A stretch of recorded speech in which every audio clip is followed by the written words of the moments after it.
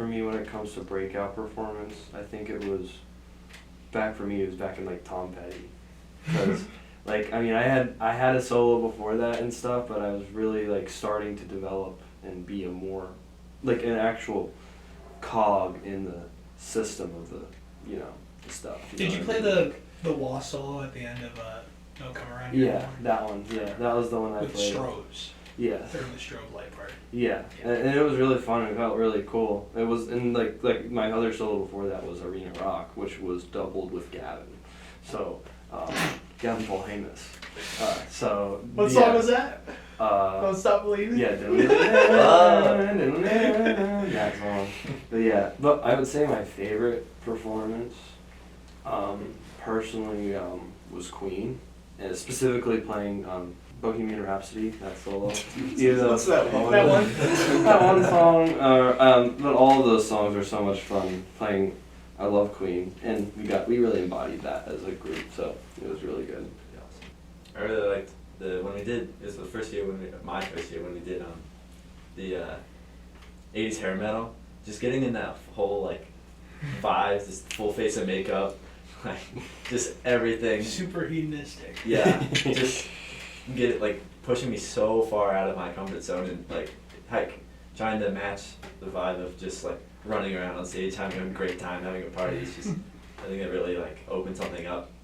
And then that night when we did Every Rose Has Its Thorn, when you can see the bajillion like flashlights in the audience, and then it's just me on stage with the spotlight. Like there's so many cool pictures I have on that, but it was just taking the energy you receive. It's like you can never forget that. It's awesome. I think my breakout performance probably would have had to been doing Paradise by the Dashboard Light, having to be Meatloaf and being it was the first time I had to kind of embody like a personality that was like bigger than myself, and I kind of took that and tried to do that every time I play now. And it was also the first song where I had to play without having a guitar, and it was my first season as a vocalist. I had other leads in the show, but that was the first song where I had to sing and just be free of no device to hide behind, and I definitely came through in that as not as much of a musician, but more so my abilities as a performer. But I think my favorite moment on stage up until now probably would have had to been playing my portion of the Brighton Rock guitar solo on the Queen show, just because we put a lot of work into making the amps sound like that. Yeah. And then just being in an almost full theater with just the light on me and playing those guitar parts. It's just like when it sounds like 8 guitars at the same time. It's just one guy, and that was really fun. But that's definitely my favorite.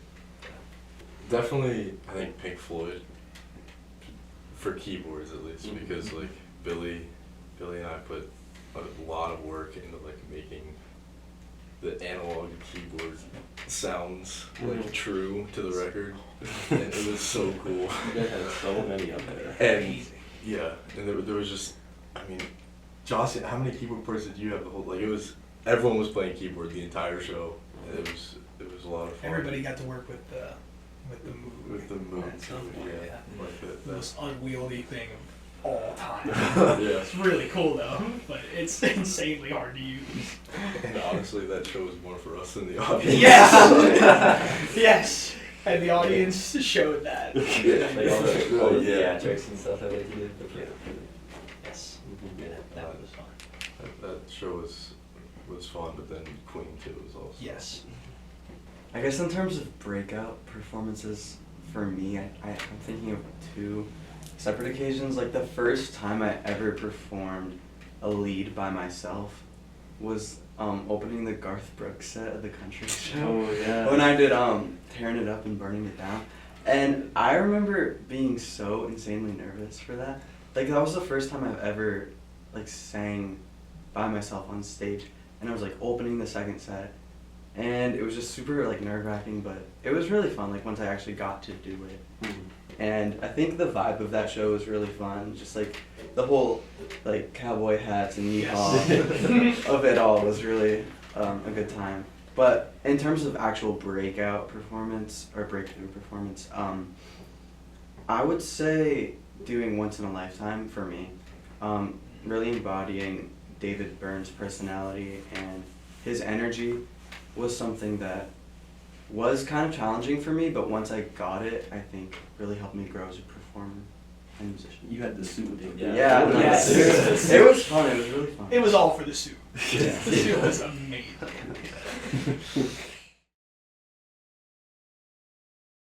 So many.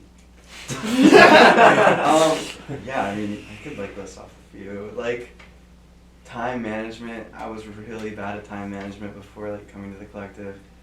Now I'm like finding myself being early for things outside of the collective, which is so crazy. I would never have expected that. I'm like 15 minutes early for like most things now.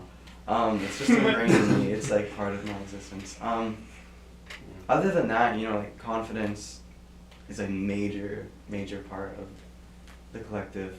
Like when I first started, I like doing showcases and being in backing bands. Like I was definitely very anxious as a performer, and I've outgrown that through my time here and like performing so frequently and just being around people that are also confident on stage.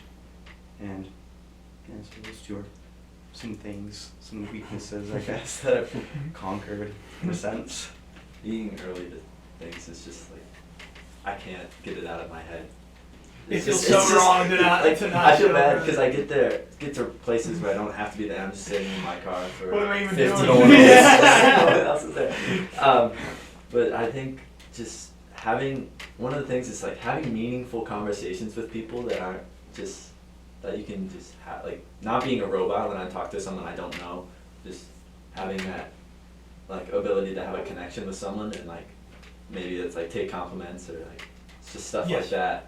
It's just something that was so unnatural. I just wanted to hide in the corner and do nothing, but now I feel more a part of things and I can have meaningful conversations with people that I don't know and I can connect with through like the music that we play here.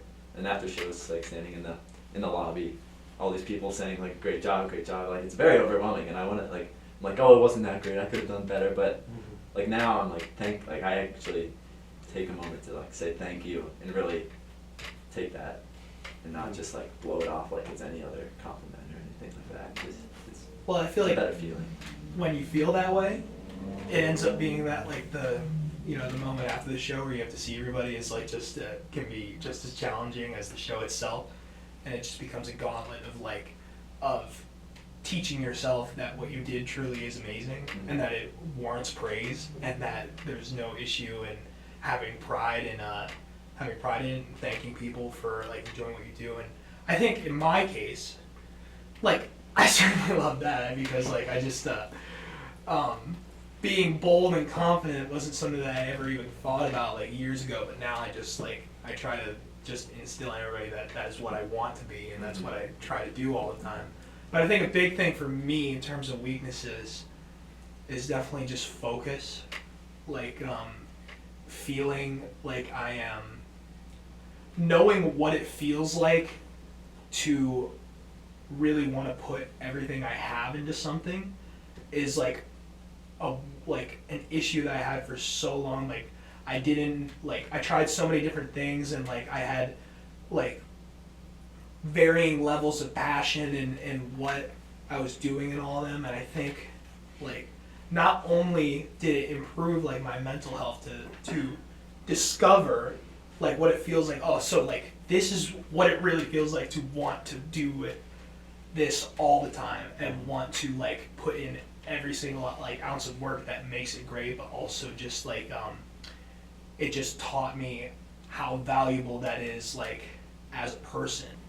After a certain point, I always like wanted to be the guy that did that, and that was like that was also me like just discovering focus and drive and how much that means to me and how much it means to other people who benefit from it and like see value in what I do. So that's definitely the big one for me, is focus. When I first started playing, I would always mess up because I'd be like so nervous.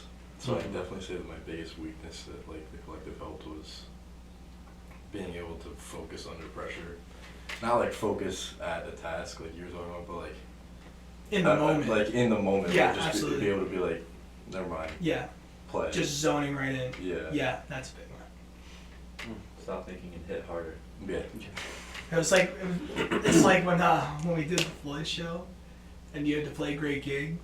And Dude, I Dave- played the jazz version. No, Dave telling me just sing it in your head yeah. is what fixed my ability to. it was focus. just I was like it was unfortunately it was just like poetry when Dave was like, "Don't think about it," and then when he screwed it up the one time, he's like, "What'd you do?" And Chase's like, "He said don't think about it." As soon as I went to play it, I thought about it, and then it just screwed up, and then like that is something like the focus in music, like making it so you're not focused on anything that's like logical, and then it's all just feeling, and then that element of like singing in your head, like that's just you trying to like become in touch with only the music, and that's something that I think all of us can probably relate to that, just because none of us haven't had to play something really difficult that requires you to completely like detach yourself from like anxieties or logic and just feel it, which is like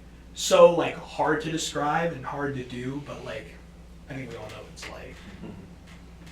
Well, for me, like I relate to pretty much everything you guys have said, but for me, the main weakness I gained was sociability, definitely, like connecting with people, and not taking every word that is said by pure like its face value. Cassidy Lutz actually taught me that the most. I think I was being an idiot, and I think I slapped his hat down, and he looked really annoyed, so I just followed him around for the next 10 minutes trying to apologize, and he's like, "Dude, just stop thinking about it, bro. It's not that big of a deal." And I was like, maybe I should apply that to everything. and things like that. It just helped me be more secure with being a person in general and not feeling like I have to be afraid all the time.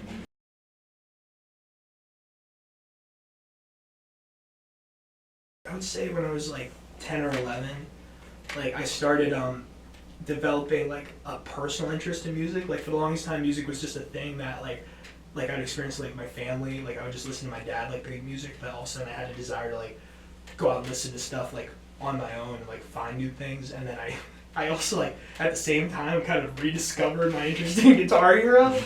So I'm like, shoot, like I really like music. I really like pretending to play the guitar. I ought to just like learn how to do it for real. And a lot of my favorite like musicians and bands were just so heavily guitar oriented because that is such a big thing in the music that my dad like had to play as a job, and also the music that he just likes. So I really wanted to play guitar, and then eventually as a vocalist, an angel of the story as well, Dave just kind of made me do it, and then I discovered that I really, really liked doing it. So that was how that happened. In terms of coming back to the collective, at a younger age, it felt so like larger than life. Like it felt so cool to be here, especially because like there were so many like older musicians who were like very, very good, and like just all the program offerings, and the fact that I started to feel like I was becoming a part of the community like downtown, like whereas I was just a kid who would spend like so much time like I would just be at school and like at home and not really like engage in anything. Like learning like the sense of community really made me come back. I just like being in this part of it, like being downtown all the time. It was just neat, like, and getting to know the area literally only happened because of being at the collective and just like learning all the cool spots downtown and like playing gigs around the area really made me want to come back. But I think the biggest thing that like injected that sense of like, okay, I'm never stopping is like becoming a tech monkey and like truly idolizing like the performers. Especially there's something so odd about like what it does to the passionate people when you have to watch them from behind. Like when you're standing in the legs and like you all the energy is not pointed towards you, but you have to witness the interaction, like, but you're not a part of it. Like somehow made me really, really like not being part of that energy exchange really made me want to be a part of it, because like I can only imagine like what it was like, and that was definitely a big one. Is just like seeing that and wanting to be a part of it, just like endlessly. When I was, I think, 10 or 11, my grandfather came to my house and was like, I'm gonna take you somewhere. And no idea, little old me didn't have a clue, and we went to the old collective building, which on 4th Street, ages ago, feels like. And I don't think I said a word the entire time I was there. I probably just nodded my head and said my name. And the next thing I knew, I was coming back the next week for a guitar lesson. I had my first lesson with Willie. It was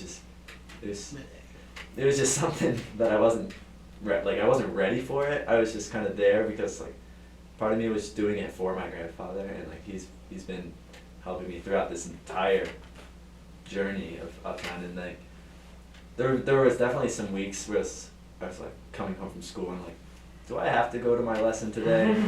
Can I just stay home and do nothing? And then my grandfather would pull up in the driveway, and I couldn't say no. There like nothing in me had to make me say no. You're like, no, go home. No, I just can't do that. And so I just keep going back, and then we'd go to we got to the new building, and the fresh new building was a bit like, it just helped me want to come back because there's all these new toys to play with, all these new rooms, all these new people, and then just being a part of the Tech Monkey crew, like you said, it's just awesome being there and having those role models. Like you want to be them. Yes. And at that same time, you want to be the best person you can be at that moment. So I wanted to be the best Tech Monkey there ever was. Yeah. The fastest Tech Monkey, the most effective Tech Monkey, and just that growing. And like there's parts of me that wish that I would put in some more effort. Because back then, I could like if I practiced more, I could have been in SPG1 for so long. And there's part of me that regrets it, but not anymore. Because just being in it for as long as I have, it just surpasses every expectation I could have had as a 10-year-old boy going into some strange place. Well, there's certainly like an element of just, you end up being a part of the group at the stage where you're meant to be a part of it. Mm-hmm. Like, because there are so many aspects of personal development, like as a person that don't have anything to do with music, and you don't really discover that you want to do something, like anything at all. Yeah.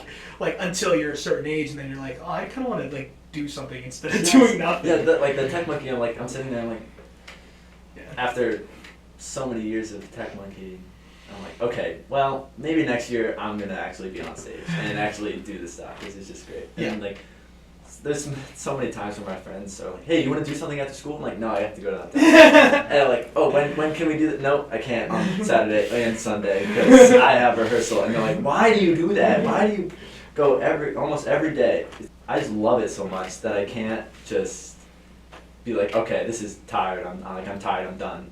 I go there too much. I can't do it anymore. It's just I just can't not come back. I have to be there. I get that a lot too, where people's like, why do you spend so much time there? We get paid in experiences. Like, Oh my how many of your friends can say they went to Texas and played on Stubbs barbecue stage, you know? They always ask, like, why do you put in so much time? It's just like, what I do often, I'm like, come to the show, and you'll understand why. And a lot of people do, like, they go and they're like, okay, I get it. Like, I get it. I get why you're there so much, and that's probably the most rewarding aspect of of that question. The reason I chose my primary instrument was attending my first show, Uptown show, I should say, their Beatles performance. When they did that, I just envied what the guitar players had on stage, and I was like, that'd be me. That'd be me sometime, maybe. that was basically it just kind of clicked there, and then I went to Uptown. I think that sense of giving this place a real good shot was why I kept coming back. And then the people were just so welcoming, like Willie being my guitar teacher, was such a warm feeling. He was so caring, and he still is. Like, I love, like, the fact for me, I was a Tech Monkey for so long, and then I became the teacher of Tech Monkey, and like being surrounded by other people that love Tech Monkey as much as me, like being in that community of people also helps. One of my favorite parts is helping other people, like teaching people their parts or being able to explain stuff to people because I feel so useful in that sense. I definitely did not want to go a lot of the time when I first started when I was like 8, but I think my teacher, like Adam, he's just a nice guy. So like even if I didn't want to go to play drums, I'd still want to go to just be there. And then I think that just kind of continued throughout. Like there was always just a reason to be there, even if it wasn't your instrument. My path was a little different from your guys's because I started a little bit later. Like I started at the collective when I was 14, and prior to that, I had picked up the guitar, but never really was dedicated to learning the instrument. I had taken lessons out of just from some guy in Muncie, like in his house, in his living room, and it was fine, but it wasn't serious. It wasn't ever dedicated. So I kind of sought out some like the next step, I guess. Like I wanted somewhere like where I could take learning the guitar seriously and like learning music seriously. And I'd heard about the collective. I actually don't know how I heard about it, but I'd heard about it, right? So, and I asked my parents, and they're like, yeah, like you can try it out. So I did. I started guitar lessons with Willie, which I think everybody starts with Willie, but I had Gabe. Yeah, Gabe so- Stillman.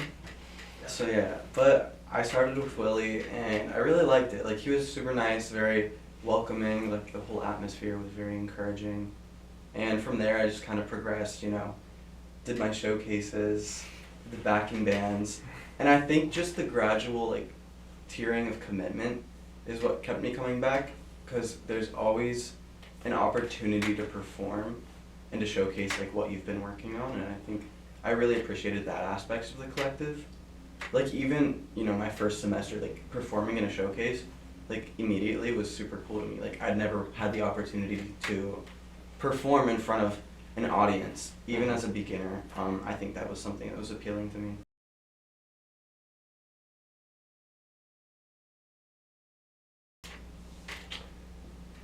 My first song that I learned was Wiped Out. That was my first song. Yeah. Really taught us Yeah. in our very Really first taught us. lesson. Yes. Very first lesson. But yeah, that was I guess our first song. I remember that, and I played it in the Genetti over there. Yeah, that was behind, in front of the mirrored walls. Yes. It was crazy. I remember that. It was such a different atmosphere over there versus up on the third floor. Yeah. And I remember they had like boxes of chips and snacks, and like we would hang out in that. With the room that partition was- out Yeah, there. yeah. We would all hang out there, and then I just remember having. I mean, it was scary for me. It was really scary. But then, I mean that the way it made me like after a long time, I just kind of like. There's a lot of music that I try to divide. Like I analyze a lot of music, you know, especially classic rock or instruments that we are much around a lot more, like the guitar, the piano, those types of things. I tend to analyze. So there's a lot of music that I kind of divvy off to the side where I'm just like, I'm not gonna try and figure this out. I'm just gonna enjoy it. You know what I mean? Yeah. But I do enjoy I do enjoy analyzing, and that is the biggest change. Like to the difference between wondering what the heck is going on, I'm just gonna enjoy it versus like, how did they do that? I want to know how they do that so I can do that type thing. You know, that's kind of what's developed the most for me. No, I also Yes. played Wipeout. I'll do a little something different. When I started getting a little better, I played Blackbird by Paul McCartney in a showcase. Oh my God, I remember. Yeah, and so it was me and two singers, and I just gotten a new guitar, and it was massive on me. But I played that song lightning fast just because it was at the showcase. I wanted it to be over. It was just me being the only one starting it. It just came out. Listening to music, it was always around. It was always on in my house. Like we always have the radio stations up, and like I only paid attention to the actual instrumentation. Like there's so many people that, like, do you know the words to this song? No. How many times have you listened to it? Probably more than you have. I don't know the title of the song. I don't know the band, and everyone's like, Or it's like, do you know the song this? And I'm like, can you play it for me? Because I don't know anything. But there's just like, my brain goes towards like the guitar part, or just how the band fits together rather than like the lyrics and how they're meaningful. It's just something that, I don't think of first when I listen to. Like now for being one that has like sang at shows now, and being a part of that, I have like there's part of my brain that goes towards that, but it's definitely not the first thing I think of. Mhm. And it having that, like I could pick out the minute details of the song, and that other people might not because they're focused on other things, and it makes listening to the music and then learning it from listening to it easier. Like I know that people are like, do you know how to read sheet music? No. How do you learn your songs? How do you function? Ear. Yes. I just hear it Yeah. and I play it. I think me personally, well, first song I had to learn and play at Showcase was "Smoke on the Water" by Deep Purple. I remember playing it for the first time. I was really nervous. I didn't know what to do with like all the gear on stage. Like it just felt. I felt like slightly like betrayed because I get up on stage and like there's like a Fender Twin in front of me and like all these pedals. I'm like, I don't know how to use any of this, and it was genuinely like I was really nervous and I was so stone faced the whole time, which is something I did not get over for so long. It was just being completely deadpan while I was playing. But I think in terms of listening to music, like I just listen to music like all the freaking time now. But like changing how I listen to it, the big thing, like you guys said, is just being able to be so like analytical about it. And I think an additional aspect that I would add on, when you hear somebody playing something that you know how to play, or you can get a sense of how it's played, and you can physically imagine that, it almost like puts you in that headspace of like listening to music as a musician, as opposed to somebody who's just listening. Like you go from like just air guitar nonsense to being like, oh, I know how that feels when you play something like this, and I think that is really interesting. I agree with a lot of what you said. In terms of appreciating music, I've learned to really take in the context of a song. Like how when Dave told me, like when I was doing my first song, like, oh, you need to write like a whole paragraph about like what is this song about, like what do the lyrics mean, like who wrote it, why did they write it. I think having to research the songs that you're on and understand the ideas behind the lyrics gives you such a deep appreciation for like the meaning of a song and the emotions in the lyrics. And I've kind of taken that concept and applied it to a lot of the songs that I like now, other than songs I have to learn. And it's really rewarding, like a cool experience to really understand the context, history, details that are in a song, because every song has so much to offer. Like there's so much behind the face value of a song. Like you can learn a lot. There's cool little details and things you would have never picked up on the first listen, that when you give it, you like look up the genius lyric description, like you can learn a lot. Yeah, it's really insightful and really cool, and I enjoy doing that. Honestly, the first song I remember learning and like playing was Clay Pigeons by Blaze Foley, and I was super nervous, and it was just me. And I was in backing band 2 or 3. It was just you? Yeah, That's because crazy. it was like part of our backing band set, and Yeah. I remember like it was like right in the middle, so like everybody had to like go off and just I'm sure Willie like paid no Stay mind. on. He's like, I don't have to do an assignment. You can play this by yourself. Yeah. It's like moving on. I think as for the level of listening that you do for a song, it definitely changed for me when I started playing piano as compared to drums. Because I remember specifically in Motown, they would be like, just listen to the chord progression. I'm like, I don't know what you're talking about. Like, I'm just playing the drum. I don't know what you're saying. But like it was all numbers to me, like 8 bars. Yeah. Didn't matter what it sounded like. I was just like 8 bars, Just 1, counting. 2, 3, 4. Yeah, like, yeah. And then I started playing the piano, and then I started understanding what he meant. Yeah. And then understanding like the not having to count the song anymore, but just like knowing what comes next, because Yes. it just does. It just flows. Yeah. Yeah. It's a feeling. Do you know what you played first? No, I don't. Yeah, I can't blame you, I guess.